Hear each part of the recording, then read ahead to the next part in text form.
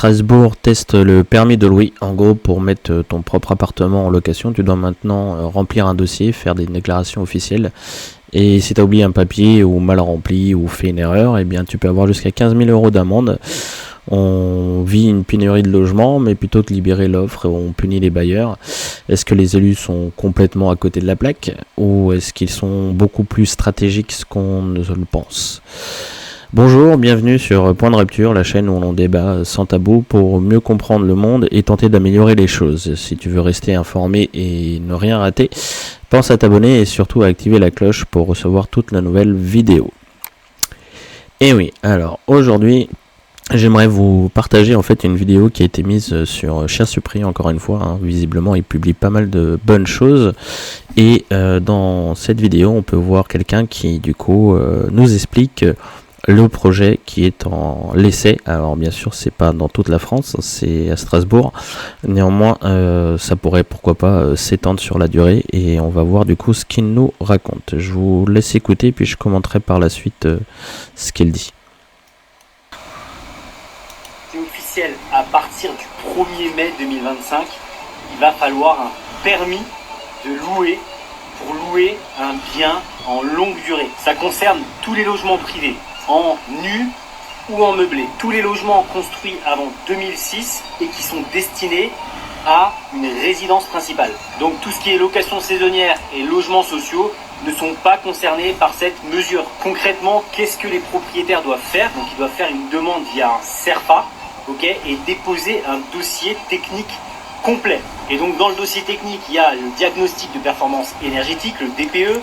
Il va aussi y avoir le diagnostic électrique si l'installation date d'avant 2009 et le diagnostic amiante pour une construction d'avant 1997. Et en cas de non-conformité, donc refus du coup de louer le logement, une amende qui peut aller jusqu'à 15 000 €, une interdiction de louer pendant 3 ans et même peut-être des travaux imposés dans le logement. Bon, tu l'as compris, l'objectif de cette mesure, c'est de lutter contre les logements insalubres. Bon, je te vois trembler derrière ton téléphone. Donc, ce que tu dois savoir, c'est que pour le moment, ça va seulement faire l'objet d'une expérience qui aura lieu à Strasbourg, dans un seul quartier, et pour 3 ans, ce sera dans le quartier de la Gare à Strasbourg. Voilà, je te mets toutes les infos dans la description de la vidéo. Bon, et alors, je sais pas si vous vous rendez compte du délire dans lequel on est en train de rentrer en fait. L'État va venir nous dire si nos biens personnels, donc les propriétés privées, on a le droit de les utiliser ou pas. Concrètement, on en est rendu là quand même. Dans ce pays où on est quand même tous d'accord pour dire qu'il y a des problèmes de logement. Non pas des logements physiques, mais parce que ça il y en a, mais des logements alloués, parce que tout simplement, de par les normes, de par les règles déjà préétablies, il y a plein de logements qui ne sont pas mis à la location, on les met de côté. Et autre point quand même, l'année dernière, il y a eu environ quand même 10% des étudiants qui ont arrêté leurs études pour faute de logement. Je dis bien pour faute de ne pas pouvoir se loger. Donc je vois pas en quoi rajouter encore des règles va résoudre le problème. Mais ce que je voulais surtout aborder avec vous aujourd'hui, c'était les conséquences d'une telle chose. Qu'on soit bien d'accord, je pense qu'on va quand même être assez lucide sur cette chose-là. Ça va pas encourager les bailleurs à mettre à la location. Ce qui va se passer certainement, c'est que certains bailleurs vont retirer leurs biens à la location dans ce quartier spécifique. Donc moi, les deux choses que je vois qui peuvent se produire, elles sont simples. La première, c'est que du coup il y aura moins de logements à la disposition dans ce quartier, donc les prix à la location vont augmenter parce que ceux qui auront passé ce nouveau barrage, forcément ils vont pas le faire gratuitement, donc du coup ils vont mettre les loyers plus chers.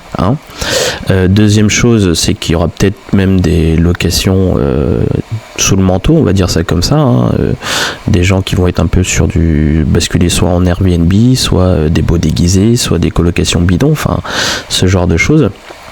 Et la vraie question, c'est pourquoi l'État envisage ça. Alors il y a deux possibilités, moi je vois que deux possibilités sur ce choix-là. Le premier, c'est que c'est de l'incompétence, hein.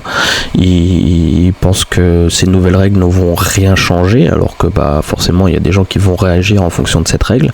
Deuxième chose, c'est une stratégie masquée. En faisant baisser les prix du quartier, et l'agglo pourra préempter les biens à bas coût, acheter à bas prix, rénover, créer du logement public, ou même revendre à des promoteurs amis une fois le prix au plancher.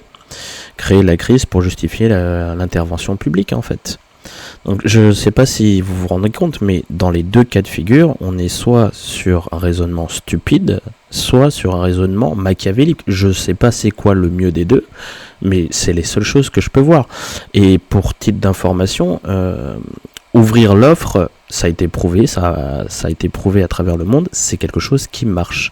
Javier Milei, quand il est arrivé en Argentine, il y avait des gros soucis de logement dans la capitale, et justement il a supprimé par décret toutes les réglementations liées au logement. Il n'a imposé qu'une chose, c'est que le locataire et le bailleur aient un contrat.